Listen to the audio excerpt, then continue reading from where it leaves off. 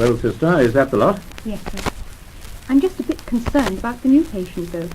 She seems so very depressed and keeps talking about the terrible things she's done. I agree, sister. She needs careful supervision for a day or two.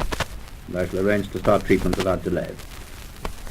In the meantime, if the students will come with me, I've just got 10 minutes to spare, and we can go over this question of the treatment of depression once more and see if we can get it a bit clearer.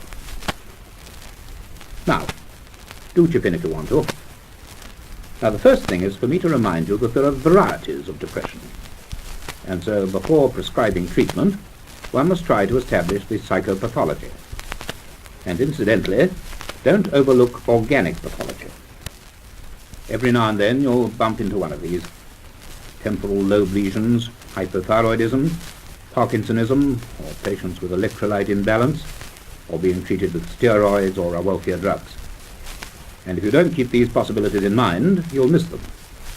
And if you do spot one, you'll be pretty pleased with yourself, and rightly so. All right. Now, take the more neurotic type of depression first. Treatment of choice is conservative, such as help with domestic or occupational adjustment, simple reassurance and encouragement, and in selected cases, systematic psychotherapy. Now, chemotherapy has got a real place here. Where anxiety and agitation are prominent, sedation is indicated, and in other cases the depression is the main target. Sometimes you need a combination of drugs. Don't give homeopathic doses, but don't drag the treatment out too long. Then there's the varied group of psychotic depressions, and this is where electroconvulsive therapy has had such enormous impact. This, with new attitudes and new drugs, has transformed the mental hospitals during the last 20 years. In a group of well-selected cases, you can expect at least 80% remission with ECT. Yes, Jenkins? Do you really mean, sir, you can cure 80% of patients who get depressed? No, Jenkins, that's exactly what I don't mean. The main skill is in case selection. The best results are where the depression is in more or less pure culture. When you get contamination with anxiety or hysterical tendencies, of schizophrenic features and so on, the odds lengthen.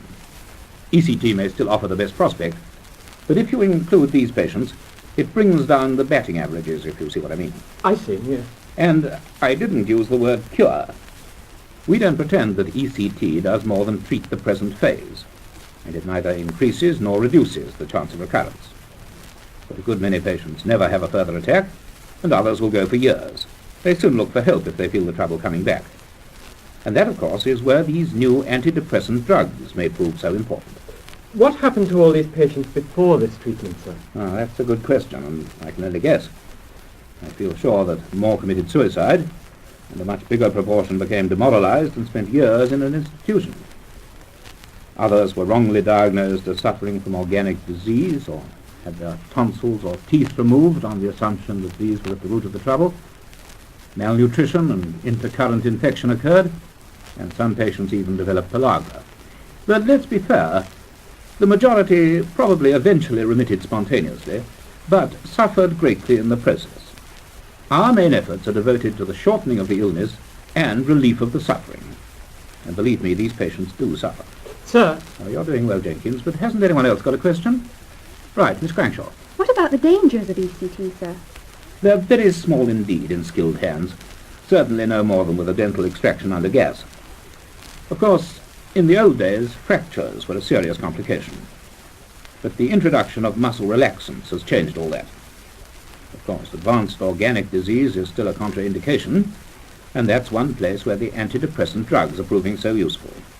Hello, you again, Jenkins? How many treatments are there in a course, sir? Well, there's no such thing as a set course. For milder cases, 6 to 8 is an average number, but the spacing is important, otherwise you get side effects. Hello, Miss Cranshaw. You seem to be catching up on Jenkins. What are the side effects, sir? Well, mainly amnesia and mild confusion. Some patients, especially the obsessionals, get very worried about this and they need a lot of reassurance. It seems a bit too good to be true. You get a bit down and go to your favorite psychiatrist for a few shocks and, well, excusing the expression, sir, Bob's your uncle. Bob's your uncle, indeed. Oh, no, it isn't as simple as that. This is a treatment for a form of illness, and not for healthy people who happen to be a bit browned off. As with the rest of medicine or surgery, It requires more finesse to know when to withhold treatment than to give it. A lot of patients are apprehensive of ECT, and even the prospect of it causes anxiety symptoms which may be as crippling as the depression. I see.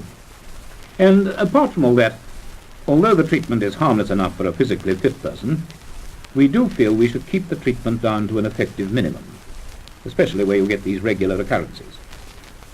Whatever you do, don't forget that if there's any suicidal risk, home treatment is out of the question. I read in the papers that ECT wasn't given anymore because of the new drugs. Well, I can't help thinking, Jenkins, that a little more preoccupation with examination papers and a little less with newspapers would improve your professional prognosis. But I'm glad you mentioned this drug therapy. Drugs have been used for melancholy from the earliest times, and later on strychnine and caffeine were much in favour. The amphetamines still have a real place in treating lowness, lassitude, call it what you will, but few psychiatrists hold them to be curative for a depressive illness.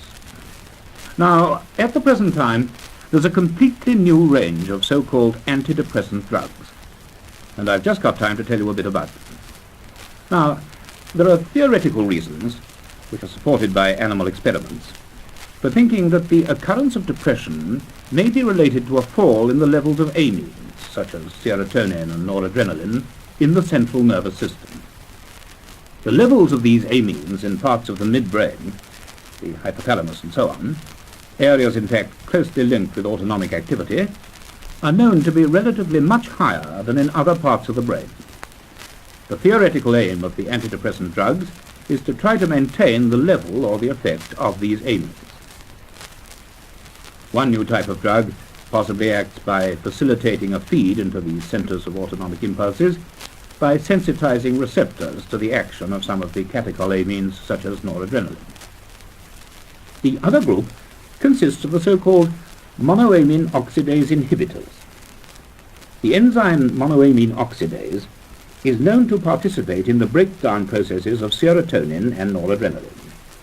If these processes can be interrupted, it follows that the levels of these vital substances will be increased, and by inference, the administration of monoamine oxidase inhibitors may alleviate depression. Of course, there are discrepancies between theory and practice, and it's a far cry from a guinea pig or a monkey to a human being. Or is it? I sometimes wonder.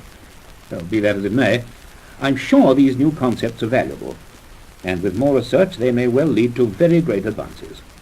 Now, Carlton, I'm glad you've got a question. What is it? Well, sir, how do the results of the drugs compare with those of ECT? Well, generally speaking, these drugs have been received very enthusiastically. But that in itself makes assessment difficult because enthusiasm is a pretty good form of treatment. Most of the workers in this field claim remission rates of 50 to 80%. That's to say the most optimistic find them as good as ECT. But some allowance must be made for spontaneous remission and the therapeutic implications of talking to a sympathetic doctor and to placebo responses. It's all a bit confusing, sir. Yes, even those of us who've been at the game a good time find it confusing. Unless you've seen the changes yourself, it's hard to realize what has occurred in these last 2 decades. The whole attitude of society has altered to one of understanding and acceptance, and the whole situation has been constantly charged with new hopes, many of which are being realized. Not so long ago, the family doctor tended to regard mental hospitals as institutions where the socially disturbing patients could be isolated, and psychiatry was looked upon as a rather eccentric specialty and the last refuge of therapeutic hope. Now, everyone seems to be talking about complexes and the subconscious and all that, and doctors have to keep on their toes to keep up with the television information propagated to the general public. And there's no doubt these new drugs provide the newest hope. Unless you've suffered from a depressive illness or seen the misery involved at first hand, it's hard for you to appreciate how much these trends mean to thousands of people involved. Personally, I feel most optimistic about the future. Mind you, we haven't got the complete answer yet. My impression is that we're in the target area, but mostly scoring outers at present. But with more practice, our marksmanship should improve, and we should be getting bulls before too long. Well, I must rush now. And Jenkins, don't get too depressed.